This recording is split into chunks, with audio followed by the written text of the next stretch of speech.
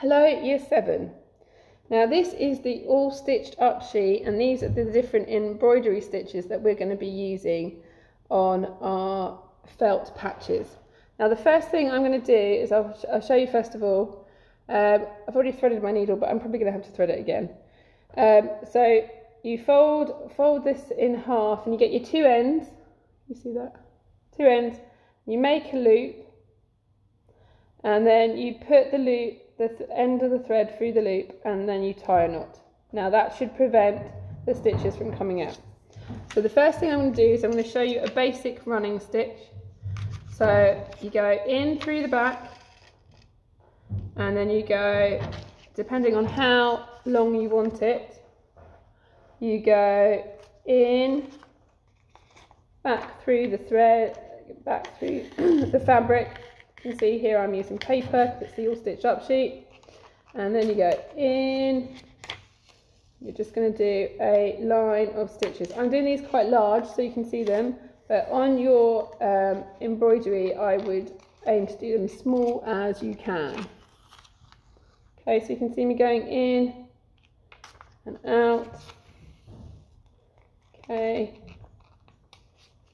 in and out. So that's the running stitch. Okay, so the next thing I'm going to do is from this corner I'm going to do a back stitch. So from the back we're going to come up, okay, hopefully you can see that, and then what you're going to do is you're going to do one running stitch going forward like that, put it tight, and then if you go up again and then take it back to your last stitch.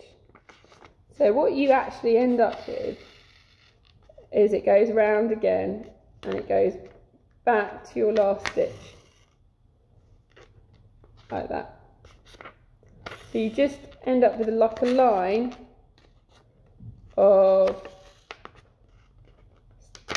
thread, but it's all stitched on nice and safe. So there's my back stitch. Okay, so we're moving on to cross stitch. So I'm going to go into my material or paper and I'm going to go across like a running stitch, like one stitch going across. I'm doing, like I said, I'm doing these quite large so you can see. Okay, and then you need to work out how to make a cross. Go there, and then you can go across your last stitch, and there's your first cross stitch.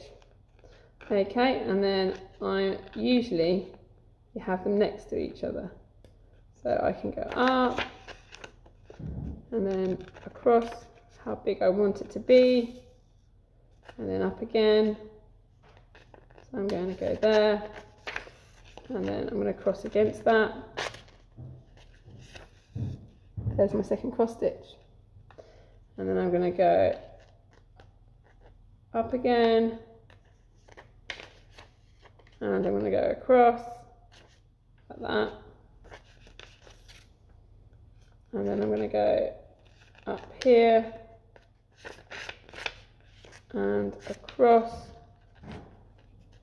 so that makes another cross stitch,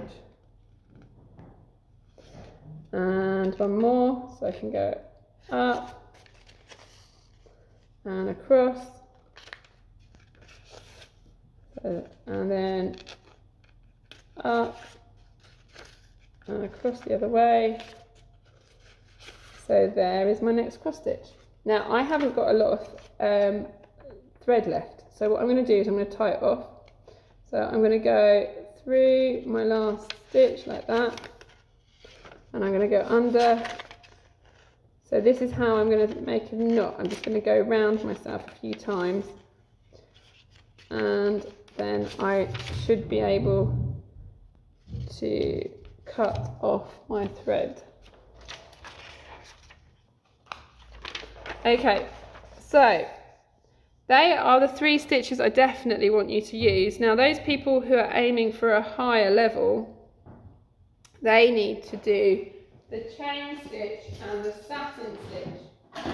So for the chain stitch and the satin stitch, okay, first of all I'm going to thread my needle. So you just need to get some thread. I'm doing mine in black so you can see it, but you can do yours in white if you've got a dark colour felt. Okay, so threading your needle, hold the needle up, concentrate, moment of focus, and then you can get that thread through the needle. Okay, I think I might have taken that out of focus. Then what you need to do is you need to cut yourself a length of thread, get the two ends together.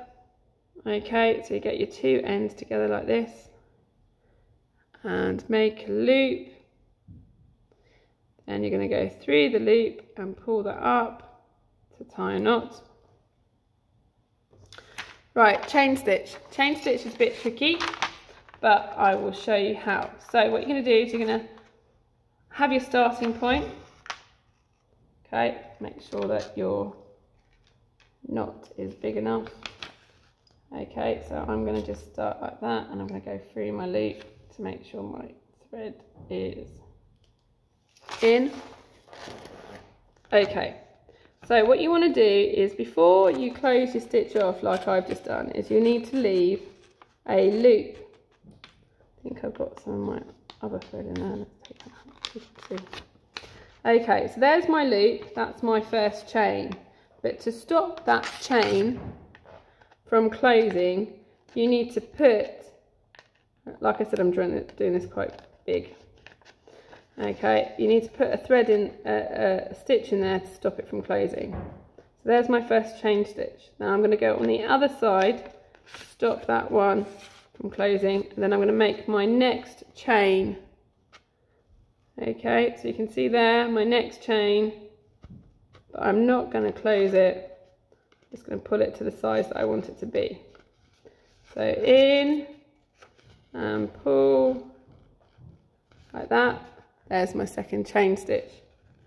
So on the other side, stop that from closing, and then I want to make my next chain. So round, down, and then one more stitch.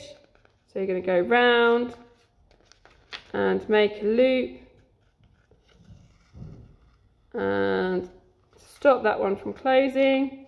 You're going to just put the thread in the loop, and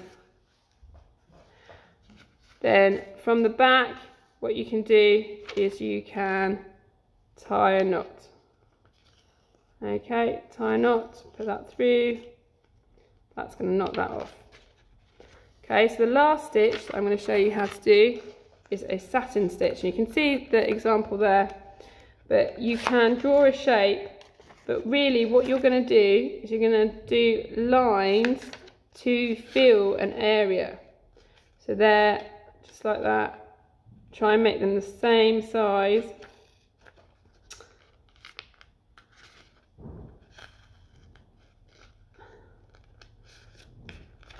Once you've got the shape that you want, you can just go back over. Now, doing a satin stitch uses up quite a lot of thread.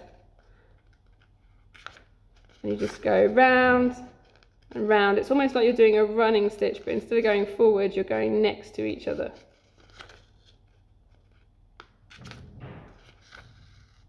Okay. And then when you get to the end of that, you just need to knot it off the way I showed you before, by putting your needle through the loop and pulling closed. So this is your all stitched up sheet there, and you can see here you've got your running stitch, your back stitch, your cross stitch, chain stitch and satin stitch. Thank you.